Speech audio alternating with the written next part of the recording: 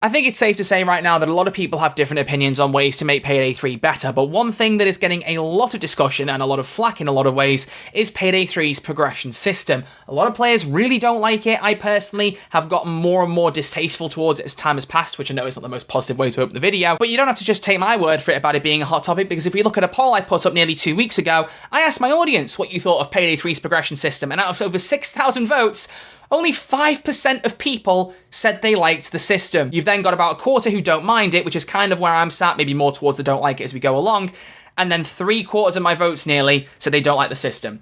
Clearly something needs to change, and that's why I'm making this video, to try and address the ways you can make it better. But in this video, what I want to do is try and discuss the good and the bad of Payday 3's progression system, what I think it does well, and what I think it maybe doesn't do so well, and then also offer some ways to improve it, regardless of whether or not they're already on Starbreeze's radar. I want to make sure that everything is covered in this video, because if you don't already know, Starbreeze did try and stick to their guns for a while about progression, say they were going to keep it as is, and then eventually realised that it really wasn't working and went, okay, we'll work on improving it. So they are looking at ways to improve the system. That is in the works. They have said that. So I'm expecting changes to come at some point down the line. But as we don't know what those are right now, I thought it would be a good idea to make this video right here and talk about the good and the bad. There will also be a section towards the end of the video, like my last one, looking at user comments, but that doesn't mean that your opinions don't still matter, because what I want you to do in the comment section below, before, after, during this video, whatever it may be, feel free to change your comment after you've watched it if you want, but please let me know in as much detail as possible down below what you think of Payday 3's progression system, if you like it, dislike it, and how you'd improve it in between. I'll be interested to see the debate down below, and that way it'll give, hopefully, a little bit more insight for Starbreeze, since they've said they do look at user comments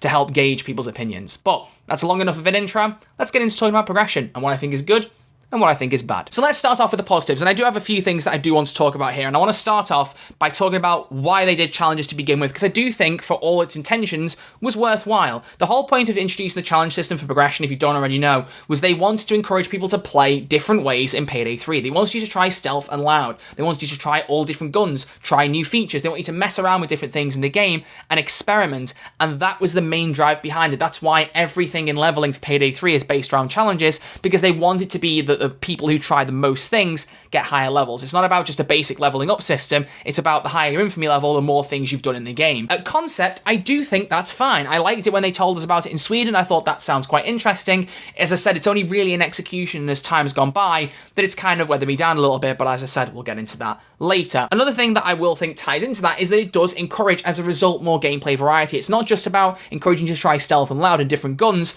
There are also new features in Payday 3 that it pushes you to have a go of, like the human shields. That's a very big one. I think one of the challenges that I'm on at the minute is trying to get 50 headshots while holding a human shield. That encourages you to try a new feature. Things like that, I think, are really, really good. I think it's an interesting way to get you to try the new things that make Payday 3 stand out and do something different to Payday 2, so I don't hate that these things exist. I think they're actually quite useful and practical ways to show people what's new in the game, if, for example, you haven't played a Payday game in 5 years and you want to know what's new. Another positive I would say of the system is that there are no other rewards locked behind these challenges than infamy points, and that kind of ties into a negative, because some of the challenges I feel are a little bit too in-depth and require you to do too much. Again, I'm tugging at the negatives, but we will get there shortly, but I'm really glad they don't lock like cosmetics, etc. behind them right now. That obviously could change down the line, but I already feel like there's not enough cosmetics, there's not enough suits in particular in the game. As I've said, there's about 5 suits, and beyond that it's just colour variations. If they'd lock some of the more kind of interesting suits, or just more suits in general, behind these challenges, and they'd been as hard to get as a lot of them are, that would have rubbed me up the wrong way as well. So I'm glad that it is just quite simply you earn ways to level up by completing the challenges, and that's it.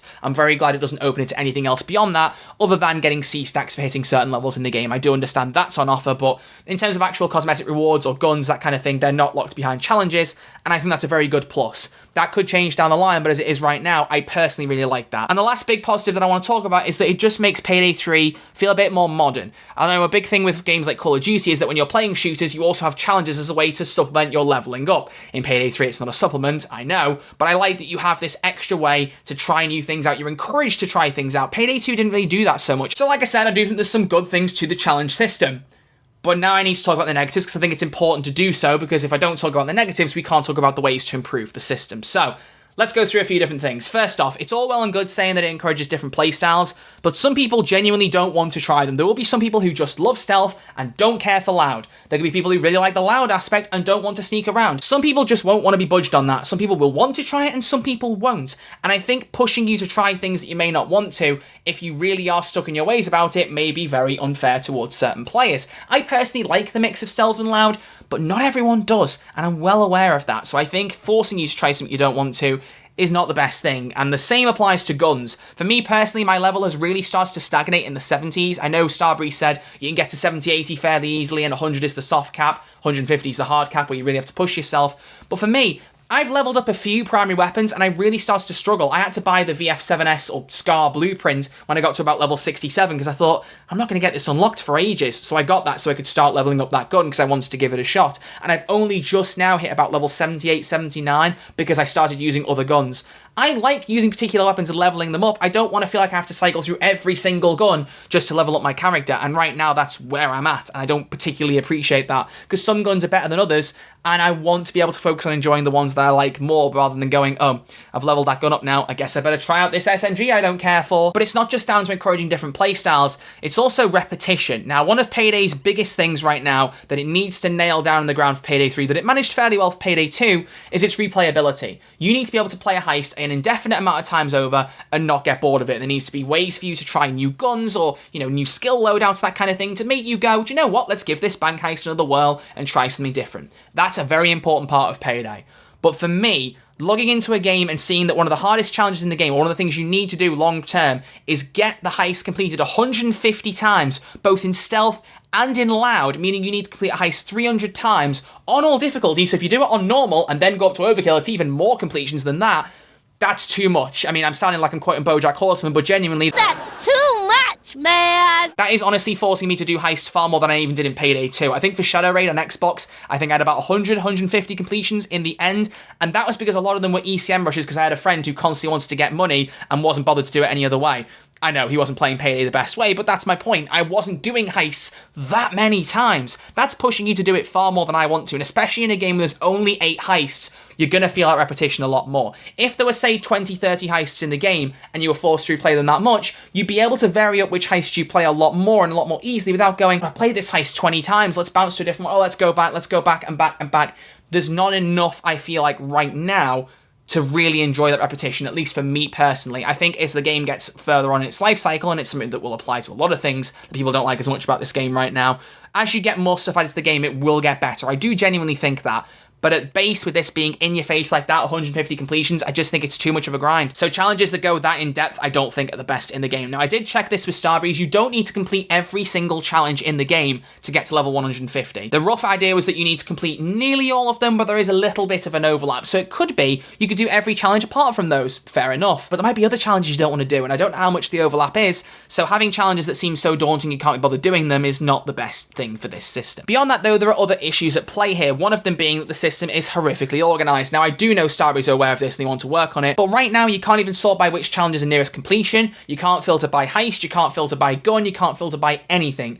And that was a gross oversight when this game came out, because for me personally, if I go, I wonder if I've got any more challenges with this gun, I have to scroll through about 40 weapon page challenges, I think, or something like that, or a lot of pages, basically. There's some that has 40 pages. I lose track, honestly. It's part of the problem. I don't really know how many pages there are, and I'm just scroll through them all, but having to fish through for the one challenge you want to find, not a good look. Achievements had a tracking system and a filtering system, and before anyone throws the "this wasn't in Payday 2 at launch" thing at me again, like Almir tried to on stream, with the greatest respect to him, don't do that, because as I've said previously, some things not being in Payday 2 at launch does not mean they shouldn't have been in Payday 3 at launch, and a sorting system for something that you need to progress should have been in there at base. So if the next update that adds actual quality of life features doesn't do that, I'm going to be annoyed. But aside from that, there's also the issue that some of my challenges just haven't completed. I have done the objectives and it says I've done 1 out of 1 or 10 out of 10, but there's no tick next to it. There's no infamy point unlock for me. They're just sat there gathering dust. And that's obviously a bug that the game had at launch, but as we play into, as I've said already, the fact that there's been no updates since launch, they're still sat there gathering dust. Obviously, this will hopefully get fixed when the first patch comes out, but it plays into my general distaste for the fact that there hasn't been an update. Doesn't really help your system if some of the challenges don't even unlock, and you aren't swift to fix that. But all of this pales in comparison to the big negative, the big one, the thing that annoys me the most about the progression system, and I think the problem that a lot of people have about this system. And that problem is that it's the only way to progress, and it never should have been. The idea that the only way you can level up is by completing challenges and not by, beating heists, completing with friends, the whole point of Payday, is so mind-bogglingly silly that I just don't really know how no one really saw past that. I get it, you want to push the progression and get you to try different things, but not even a base amount of XP for beating a heist just to me seems like a bit of an oversight, at least personally. I don't know why that wasn't done. If Call of Duty, for example, had done that and you didn't get XP for killing enemies or playing objectives or completing matches, there'd be an uproar. And it is, again, a very similar first-person shooter game. Doesn't matter if one is PvP and one's PvE, they're very similar frameworks in the way that they are first-person shooters. At their very core, progression is very important, and introducing a challenge system is great, and it adds a lot more depth to your game, but if it's the only way to level up, it then ends up becoming more of a problem than it's worth. So I think it's important to acknowledge that, because it was a big issue I had with this system, and it's one that still goes on. So hopefully one of the big fixes we get going forward, and this is what leads us into the fixes section, is getting XP for things that aren't just challenges. It can be for completing heists. It can be scaling for how much loot you get, how many heisters you play with. Basically, how Payday 2's system worked. Some things should have just stayed the same from Payday 2 and didn't, and gaining XP for completing heists, etc. would make a lot of sense in Payday 3. Why we can't do that, I don't know, but the cash scales in a similar way in Payday 3. You get more cash if you secure more bags. If you play with friends, if some friends are in custody, you get less cash. So apply that to XP, less XP if heisters are in custody, like in Payday 2. Being able to gain XP in progression, or infamy points I should say, just for playing a heist is much more logical, and it should have been in there from day one, but for me, that's what I think is the easiest way to make this progression a little bit easier. It doesn't have to be tons of infamy points, but as long as you feel like you're actually leveling up your character a little bit, the more heists you play, the better. I think that's the most important thing. But that does not mean I want the challenge system at its core to change that much. I don't. I think, as I've said, a lot of the variety it offers is very good. The main problem is, as I've said, that it's the only way to level up. But within that system, if you can also add sorting options to sort by guns, heist, that kind of thing, tracking options so you know when you complete a challenge in heist, so it tells you, you've got the 50 headshot kills now, put the human shield down and start playing the way you want, like the tracked achievement system Payday 2 had. You'll notice I'm comparing a lot of things to Payday 2 because it proves that if you can do it in one game, you should be able to do it in another. But beyond that, there's nothing else. The fixes section is actually quite short because I really think it is that simple. At its framework, I genuinely think the system is good. I think you need to let us progress from other ways like completing heists and make the system easier to sort through and manage. And apart from that, I actually think you've nailed it fairly well. It's just a couple of very big issues that I have with it that jeopardize the progression right now. I don't really enjoy leveling up in Payday 3 at the minute, and I want that to change. I want to actually feel like I'm progressing my character. And right now, I don't feel like I'm doing that much. I'm enjoying the game, but again, the progression is really weighing it down just that little bit for me. So those are my personal opinions. Now I want to move on to hear what you guys have got to say in the comments of my original post. So let's get over there and see what you guys have got to say. Shinice has said, I really feel like challenges should have just been an alternate way to earn XP instead of being the sole method. Payday the Heist did progression really well by giving you optional challenges that could give you a nice XP boost, but it never overtook the progression because you could always make progress smoothly just by playing the game however you liked. And it's exactly how I feel. The challenge system is pretty good at its base, it just needs to supplement your progression, not be the sole method for it. Exido said, I think challenges would be a great way to unlock cosmetic items, and this is why I want to bring this up, because I personally don't really like that, only because it depends on the challenges you give those unlocks to. If you make it slightly easier challenges, like get 100 kills with an assault rifle to get a suit, that's fine. If you make it complete Dirty Ice 100 times on overkill, I'm going to be very annoyed with it. You need to be challenges that are feasibly easy to get, that within an hour or two's playtime you can get it done, rather than this is the really, really hard stuff. If it's something like the Great Immortal Mask of Payday 2 where 1,000 achievements get to it, that's different. That's like an infamy high-level challenge that you have to be very good at the game or put a lot of hours into to unlock. Fine. But Payday 3 at base does not have enough rewards right now for you to start gazing things off to high-level players. That would be a very bad idea in my personal opinion. Once you've got 10, 20 suits in the game and a lot more variety at its base, maybe start adding things for harder challenges so that there is something extra beyond the plethora of things you can unlock. But right now, a plethora ain't the word I'd use. Far from it. Anonymous Prime then says, I wouldn't mind if you only got XP through levels 100 to 150 and base XP plus challenge XP for levels 0 to 100. Overkill stated that getting to level 100 should be easy and within reach of everyone, and that levels beyond that are the parts that take dedication. This comment I really, really like. That kind of combines my idea and Starbreeze's idea so that you can have that the challenges are the way to level up for the hard cap. But if you want to get to level 100, get all your skill points unlocked, that's very important to mention. You get all your skill points once you hit level 100, maybe let you earn completion XP for up to that point and then stop it after that. That could be really good, because then once you get to level 100, that's fine. Then going above that is like the really high level stuff. It's like almost when you get max prestige in a Call of Duty game and then you start to get up to level 1,000 past that. That's the extra stuff. That could be a really cool structure. I like that. Let me know what you guys think of that in the comment section below. I'm going to give that a heart, because I think that's a really good idea. I really like that one. Obama Gaming says they think Payday 2's XP system was great. It was. Right now it's dumb, no one likes the system and it makes people play the game wrong. It's a heist game where you need to steal money, not sit in a bathtub for 30 minutes and farm kills.